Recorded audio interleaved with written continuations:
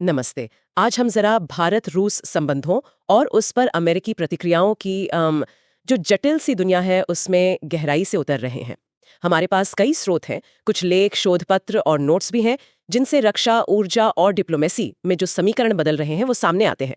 हमारा मकसद है कि इन स्रोतों से सबसे जरूरी जानकारी निकालकर इस उलझे हुए जियोपॉलिटिकल सीन को समझने में थोड़ी मदद करें। तो चलिए शुरू करते हैं। रूस भारत के साथ अपने रिश्ते कैसे मजबूत कर रहा है? लगता है वे काफी सक्रिय है इस दिशा में। हाँ, बिल्कुल। और दिलचस्प बात यह है कि रूस सिर्फ पुराने रक्षा संबंधी नहीं निभा रहा, बल्कि उन्हें और गहरा भी कर रहा है। इसमें ब्रह्मोस मिसाइल जैसे जॉइंट प्रोजेक्ट तो हैं ही, AK-203 राइफलों का भारत में उत्पादन भी शामिल है। अच्छा, यानी मेड इन इंडिया पर भी जोर है। जी। और इससे भी आगे बढ़कर एक नया नौसैनिक लॉजिस्टिक समझौता होने वाला है।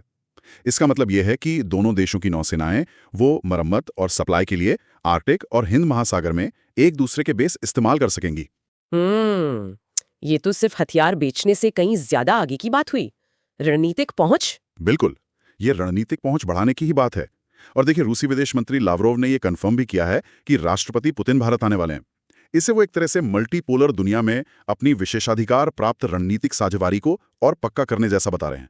और अमेरिका इस सब पर कैसे रिएक्ट कर रहा है? जाहिर है वो सब कुछ देखकर बहुत खुश तो नहीं होंगे। यहाँ तस्वीर थोड़ी कह सकते हैं मिली जुली है।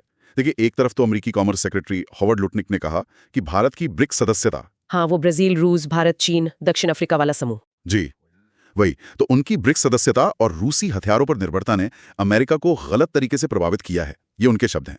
भले ही वॉशिंगटन खुद भारत से मजबूत रक्षा और व्यापार सहयोग चाहता है। अच्छा। दूसरी तरफ deputy secretary of state Kurt Campbell हैं। उन्होंने भारत की रूस के साथ जो मिलिट्री टेक्निकल पार्टनरशिप है उस पर कुछ चिंताएं तो जताईं, लेकिन साथ ही ये भी कहा कि वो पूर्ण और स्पष्ट बातचीत चाहते हैं और भारत को हाईटेक फील्ड में एक भरोसेमंद भागीदार मानते हैं। तो मतलब चिंता भी है पर भरोसा भी दिखा रहे हैं। हाँ, और अमेरिकी विदेश विभाग तो लगातार कह रहा है कि भाई भारत अपने रूस संबंधों का इस्तेमाल करे और मॉस्को पर यूक्रेन में शांति के लिए दबाव डाले। लेकिन यहीं पे बात थोड़ी उलझ जाती है ना।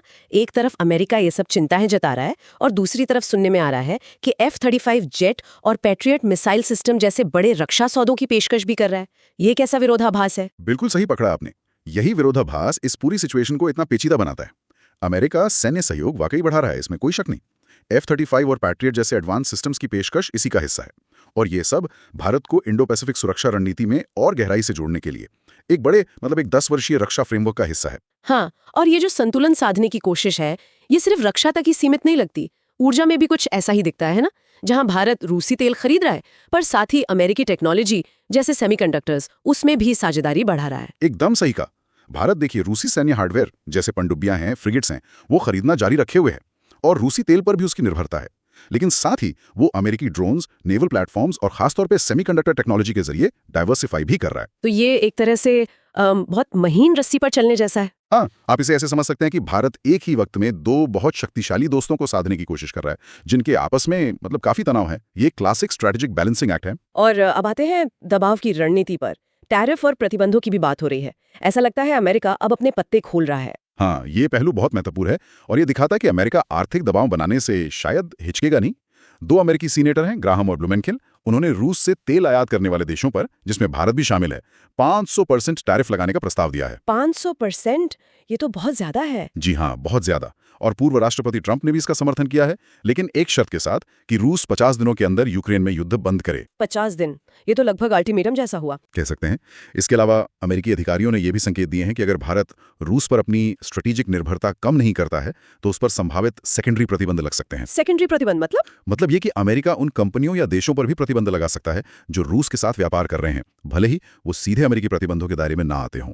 और साथ ही व्यापार में दूसरे किस्म के दंड की भी संभावना जताई है। तो ये साफ दिखाता है कि अमेरिका आर्थिक और डिप्लोमेटिक दोनों तरह के दबाव का इस्तेमाल कर रहा है भारत की पॉलिसी को प्रभावित करने के लिए। तो इन सब बातों का निचोड़ क्या निकलता है? ऐसा लगता है कि भारत अपनी जो पारंपरिक रूसी रक्षा साझेदारी है और अमेरिका के साथ जो बढ़ता हुआ गठजोड़ है उसके बीच बहुत सावधानी से कदम रख रहा है। निश्चित रूप से ये पूरी कहानी असल में भारत की इसी रणनीतिक संतुलन साधने की कला की है। अमेरिकी दबाव की रणनीति को समझना है और वैश्विक मंच पर भारत की जो भूमिका उभर रही है, चाहे वो यूक्रेन में मध्यस्थता की बात हो, ब्रिक्स डिप्लोमेसी हो या फिर टेक्नोलॉजी पर आधारित नए जियोपॉलिटिकल गठजोड़ हों, ये सब इसके इर्द गिर्द घूमता है।